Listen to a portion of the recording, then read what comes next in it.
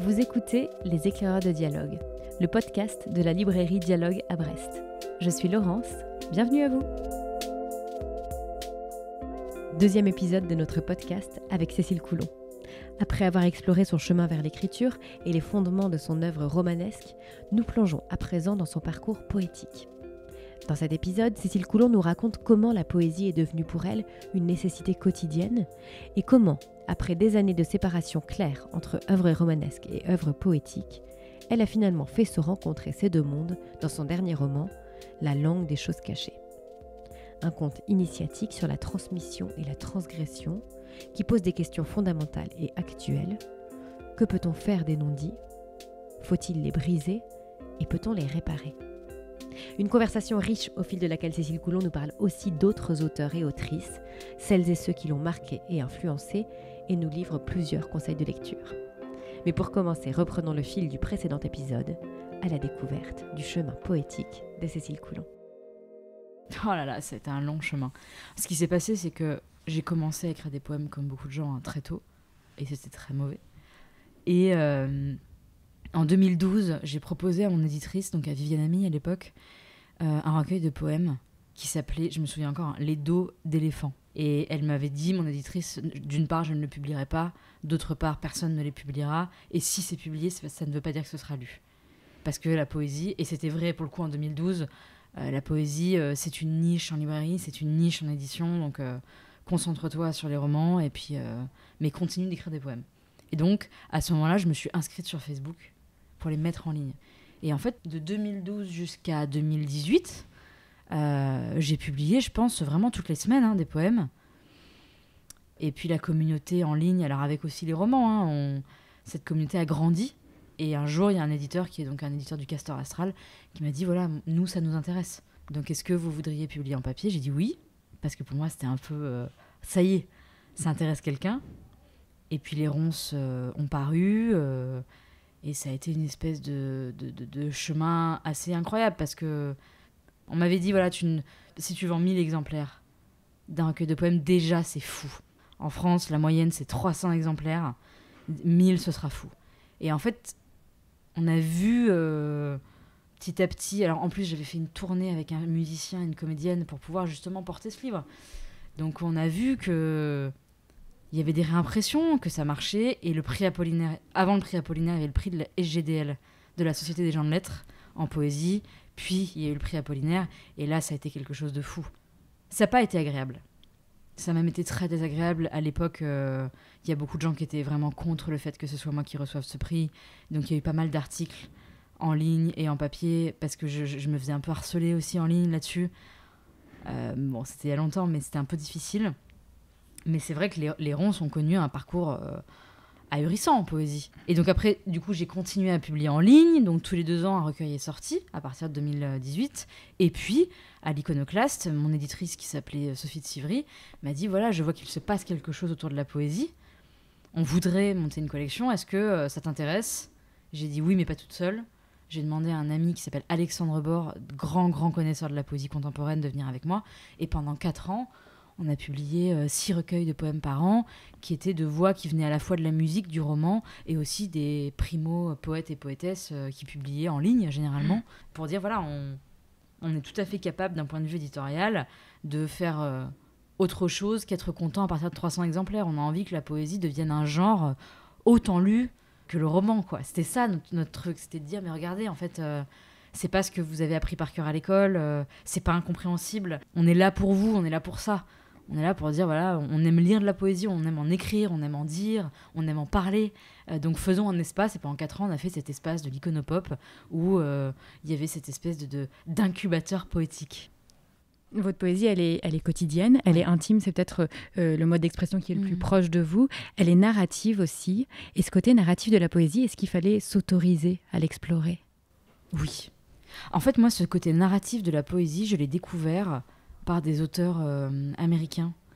Par exemple, il y a un auteur qui s'appelle Charles Resnickoff qui, à la fin du 19e et début 20e, il a vraiment sillonné tous les tribunaux américains et il racontait en poème chacune des affaires qu'il voyait. Et donc, c'était à chaque fois 1 page, 2 pages sur l'affaire qui était en train d'être traitée. Et il raconte ça. Et ça s'appelle Témoignage, ce livre. Je crois que c'est chez POL et ça doit faire 500 ou 600 pages. C'est 600 pages qui racontent les États-Unis à travers les tribunaux. C'est incroyable. Et c'est extrêmement facile à lire. Parce que ça raconte une histoire à chaque fois, quoi. Alors, c'est évidemment terrible, hein. Mais moi, j'ai découvert que la poésie pouvait être narrative, à ce point-là. Il y avait Charles Bukowski aussi, qui écrivait des poèmes que je trouvais très beaux. Et en France, moi, il y a un poète qui m'a beaucoup, beaucoup touchée, qui s'appelle René Guicadou, qui était nantais, autour de Nantes, je crois, qui a écrit des textes, pareil, très narratifs, très beaux, alors avec un respect de la métrique, hein, évidemment, mais moi, j'étais épatée, bouleversée en lisant ça. Il y avait évidemment Marguerite Yourcenar, qui a écrit un recueil de poèmes qui s'appelle Feu, au pluriel. Pareil, très facile à lire. Parce qu'elle raconte ce que c'est que cette émotion d'aimer quelqu'un qui ne vous aime pas. C'est tout bête, mais tout le monde a déjà vécu ça. Comment dire, cette déchirure absolue d'être capable de donner sa vie pour quelqu'un, mais qui s'en fout totalement. Et en fait, ça, on a besoin de le raconter. Parce qu'on a besoin de le lire, on a besoin de se dire, ok, je ne suis pas toute seule, je ne suis pas tout seul. Donc moi, je l'ai plutôt découvert avec la langue anglaise, en fait. C'est cette façon de raconter. Alors, est-ce que vous accepteriez de nous lire un poème ? Ouais. Alors, c'est un poème issu du recueil qui s'appelle « En l'absence du capitaine ». Et le titre du poème, c'est « Nous nous retrouverons ». Ce sera à la sortie d'un village. Des petits monts où des herbes sauvages font d'autres refuges au jardin des maisons. Il y aura un ciel rose comme une joue d'enfant au-dessus des collines qui bombent l'horizon.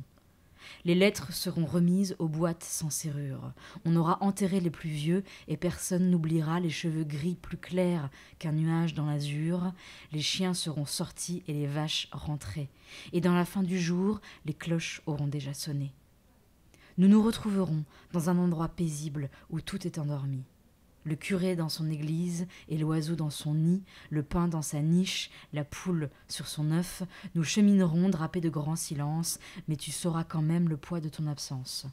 Alors devant les faux ruisseaux creusés en bordure des pâturages, nous prendrons un moment et sans nous regarder, je sentirai ta main passer sur mon jeune âge et j'aurai dans le cœur une joie bien lointaine qui reviendra me dire de ne point nourrir ma peine, car par toi j'ai eu la chance d'être aimée.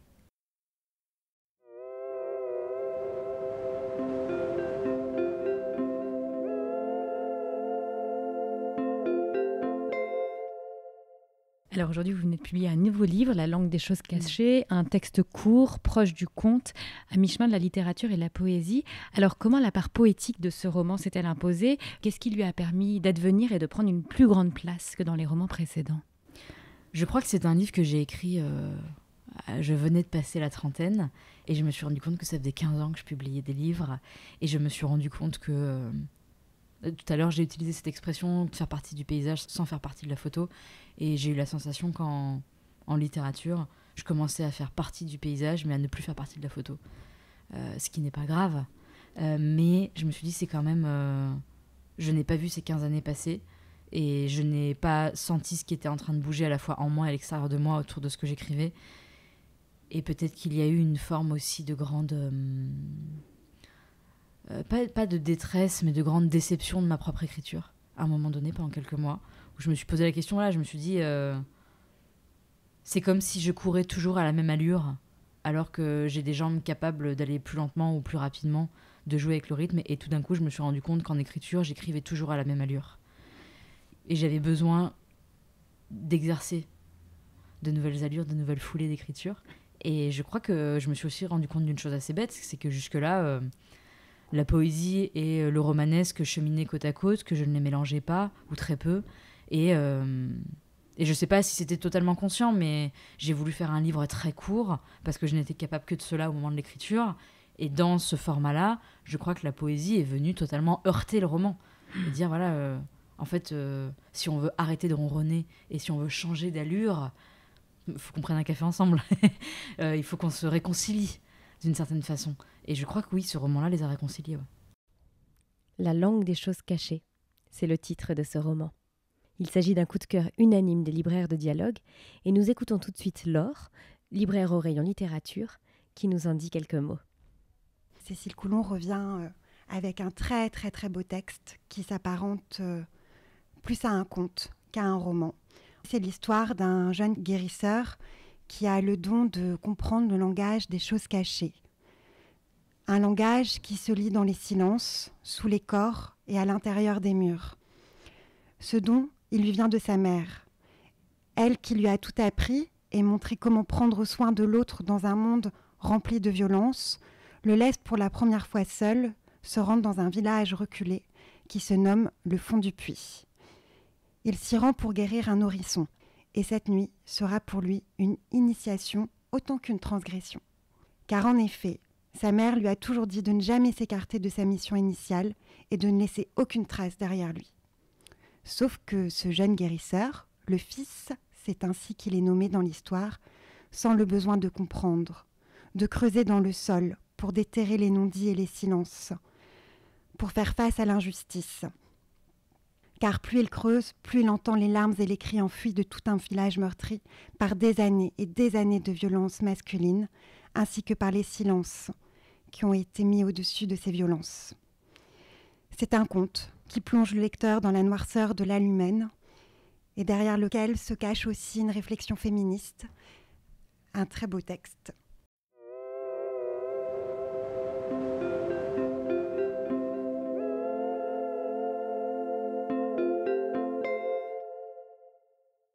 Ce roman, il respecte les codes de la tragédie. Il y a une unité de lieu, un tout petit village, presque un lieu-dit qui a pour nom le Fond du Puits, une unité de temps, une nuit, et une unité d'action, un guérisseur, appelé dans un village pour sauver un enfant, mais il va être confronté et devoir se positionner face aux non-dits qui gangrènent les familles de ce village depuis des générations. C'est un roman sur le silence et la parole, sur l'importance d'écouter et de se taire jusqu'au moment où il faut parler. Alors la parole, lorsqu'elle advient, est-ce qu'elle peut se sauver ? Ah, je crois que oui. Alors, je ne sais pas si elle sauve parce qu'elle advient. Je crois que la parole met le pied dans la porte et qu'après ça, elle ouvre des perspectives incroyables. Je pourrais pas vous dire tout de suite, oui, parler, c'est sauver une vie. Je pense qu'il faudrait poser la question à des gens qui sont pompiers, infirmiers, flics, voilà, qui sont au jour le jour. Et sans doute que c'est vrai. Sans doute que parfois, il suffit de passer un coup de fil pour sauver une vie, c'est certain. Mais dans l'espace, en tout cas, de ce livre, de ce village et de ces familles, la parole, c'est le début de la fin. C'est le début de la fin de la violence, c'est le début de la fin de cette espèce de silence ultra pesant, mais c'est aussi potentiellement le début de la fin de la communauté. Et c'est ça qui fait si peur. C'est que parler, c'est justement sortir de la photo. C'est briser un équilibre. C'est dire, en faisant ça, en prenant parole, je m'éloigne de la famille qui ne dit rien. Je m'éloigne de la communauté qui pense qu'en ne disant rien, on continue à être ensemble. C'est dur à la fois de parler et de continuer à être ensemble. Or, je pense que l'être humain, il n'aime pas être seul. Que c'est plus simple de se taire et de continuer à être ensemble que de parler et de prendre le risque d'être seul. Cette histoire, elle peut aussi avoir un sous-texte politique, puisqu'elle nous parle de violence des hommes envers les femmes, de la façon dont on peut ou non réparer les injustices, de la question des victimes collatérales d'un silence brisé. Dans quelle mesure est-ce que toutes les questions que porte ce texte, elles sont nées pour vous de notre société actuelle ? Je crois que les questions qui agitent notre société actuelle sont en fait des questions qui agitent la vie des femmes, quel que soit leur âge, depuis la nuit des temps. La différence, c'est que maintenant, on en parle. Et on en parle aussi parce qu'il y a eu des livres. Il y a eu Sorcière de Mona Chollet, il y a eu Le consentement de Vanessa Springora, La Familia Grande de Camille Kouchner, Triste Tigre de Nashino. Et tous ces livres ont été écrits par des femmes. Je crois que là, la grande force du livre, en parlant de ça, c'est à quel point ces livres-là ont changé le monde éditorial, ont changé la manière aussi dont on traite des affaires, dont on parle avec des gens qui ont vécu ces choses-là, et à quel point, quand Le consentement est sorti, derrière, il y a eu cette espèce de chamboulement dans la parole, justement. Alors, on pourrait aussi citer l'affaire Judith Godrèche, évidemment, mais moi, ce qui m'a beaucoup marqué, c'est à quel point, en quelques années, parce que ça s'est fait... C'est après MeToo en France. C'est bien après MeToo. À quel point, tout d'un coup, c'est comme si on découvrait, mais vraiment, c'est comme si on découvrait que toutes les femmes autour de nous, d'une manière ou d'une autre, savent très bien ce que c'est que d'avoir peur, que d'avoir été frappée, que d'avoir été violée, que d'avoir été agressée. Et que chacune a fait comme elle pouvait avec ça. Et que chacune a est partie du principe que c'était tout à fait normal qu'on s'inquiète quand elle rentre à pied et qu'il fallait qu'elle envoie un message le soir en rentrant chez elle, alors que son frère, du même âge, n'a absolument pas besoin d'envoyer un message quand il est arrivé, parce que personne ne s'inquiète qu'il rentre à pied la nuit. C'est un exemple tout bête.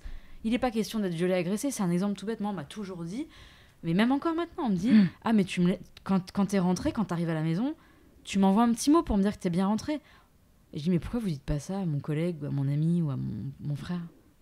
Pourquoi c'est à moi que ça doit arriver ? Pourquoi c'est moi qui, potentiellement, va se faire agresser ? Et à quel point c'est inscrit chez tout le monde que c'est comme ça, en fait. Et je crois que ce livre-là porte toutes ces questions, et porte surtout la question, mais pourquoi on considère que c'est normal, en fait ? C'est même plus pourquoi ça existe, c'est pourquoi c'est normal. Pourquoi c'est normal d'avoir peur de se faire agresser ? Pourquoi c'est normal de devoir faire des enfants, même si on n'aime pas la façon dont on les fait ? Pourquoi c'est normal de devoir dire oui alors qu'on n'a pas du tout envie ? Et je vois bien comment aujourd'hui, notamment chez les plus jeunes, il y a une tectonique des plaques entre l'ultra-parole et l'ultra-parole masculiniste. Voilà, vraiment, il y a ces deux pôles qui se regardent en chien de faïence en disant le pouvoir ne changera pas de camp, ou alors s'il change, il faut qu'il change complètement de camp. Oui, il n'y a pas de juste milieu. Ah putain, le juste milieu, il est difficile. Hein. Je pense qu'il y a beaucoup de gens qui proposent un juste milieu, en disant en fait, parlons-nous. On revient à la parole. Parlons-nous. De pourquoi, comment. Il y a des cercles de parole pour les hommes, pour les femmes, mixtes, pas mixtes, pour ça, qui existent pour ça partout dans toutes les villes du monde, tous les jours. Il y a des endroits où on peut parler de ces choses-là. Mais c'est tellement difficile. C'est tellement difficile de prendre parole et de l'écouter, et d'écouter les autres. C'est encore plus difficile que de parler, je pense. Et la littérature, c'est un espace qui permet je pense que cette la littérature, c'est un espace qui permet de parler sans être interrompu, et que c'est un espace aussi où le temps est suspendu, et donc on peut utiliser la fiction, le témoignage, la non-fiction, l'essai, quoi. Que sais-je, pour raconter tout ça et avoir le temps de le faire. Parce qu'écrire un livre, c'est des années. Enfin, c'est des années entre le moment où on a une idée, le moment où on écrit, où c'est corrigé, relu, tout ça, c'est des années. C'est pas une conversation d'une heure, c'est des années où on a le temps de réfléchir au sujet et où on a le temps de voir aussi comment ça change autour de nous et en nous sur ces questions-là. L'espace d'écriture, c'est un espace de luxe absolu. Il n'y a pas d'image, donc il n'y a pas de censure comme il n'y a pas d'image. Chacun fait son image, donc on peut tout dire, tout raconter. Et on oublie un peu à quel point c'est un luxe de pouvoir écrire et de pouvoir lire.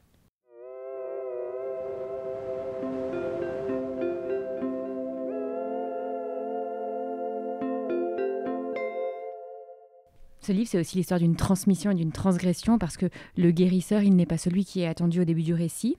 Il est le fils, c'est ainsi qu'il est nommé tout au long du texte. Et c'est sa mère qui a été appelée, mais sa mère ne se déplace plus. Et c'est la première fois qu'il est seul sans elle. Alors pourtant, elle est présente dans tous ses gestes, dans toutes ses paroles, dans tous les souvenirs de ceux qu'il va rencontrer au cours de cette nuit, pendant laquelle il va devoir effectuer son premier choix.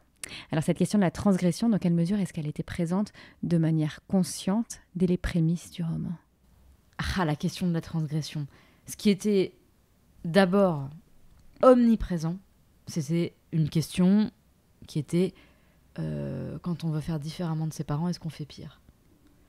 Donc évidemment, dans cette question-là, il y a la question de la transmission, qu'on accepte ou pas, qu'on pense ne pas accepter, qu'on finit par accepter.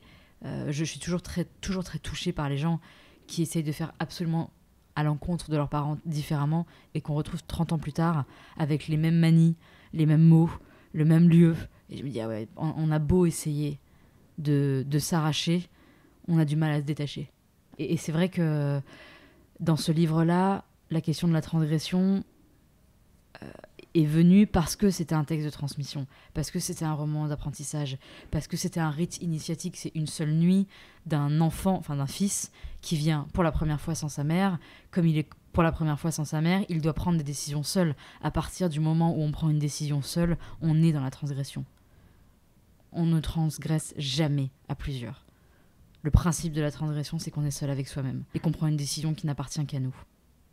Et cette question de la transgression, est-ce qu'elle existe aussi pour vous en littérature ? Est-ce qu'après près de 20 ans d'écriture, il faut s'autoriser, s'émanciper de ses modèles, de ses influences ? Est-ce que ce sont des questions qui vous traversent aujourd'hui ? C'est des questions qui me traversent toujours, qui m'ont traversé pour chaque livre, et j'espère qu'elles continueront à me traverser. Je crois que c'est une très bonne question, parce que il faut savoir non pas s'émanciper, mais cesser d'imiter.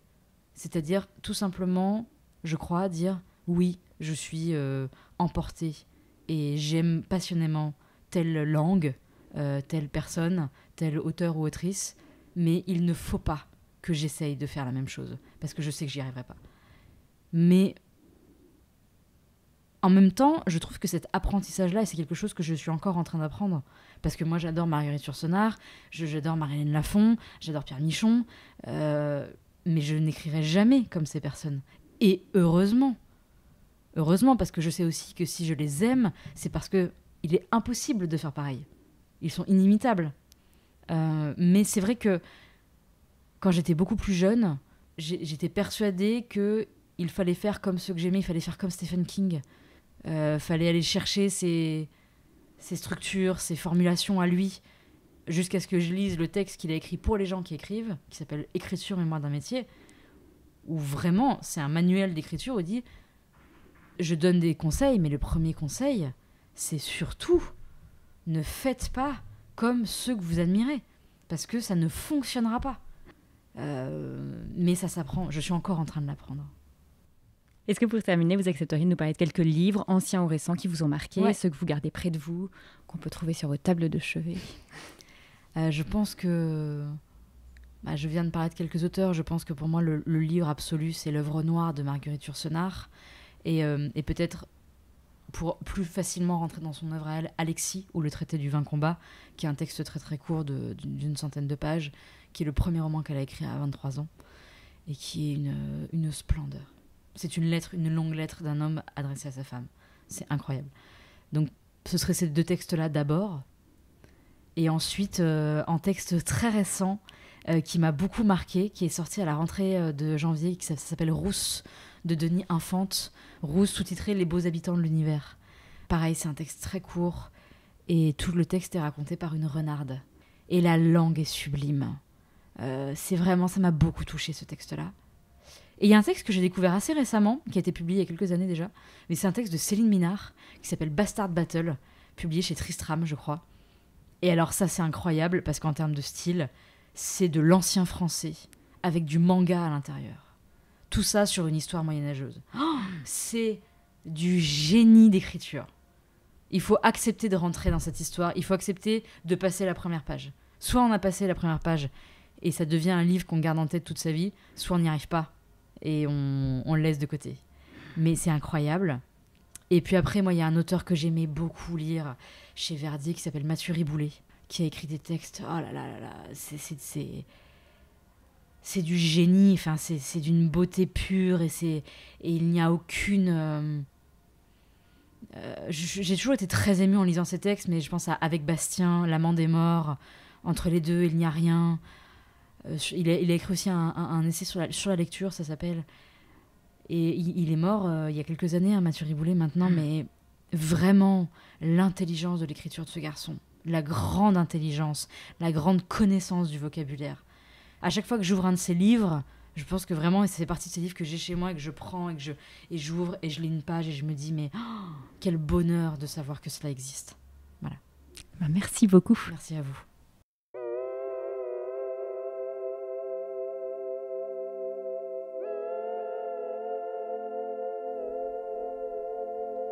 Ce deuxième épisode de notre podcast avec Cécile Coulon est terminé.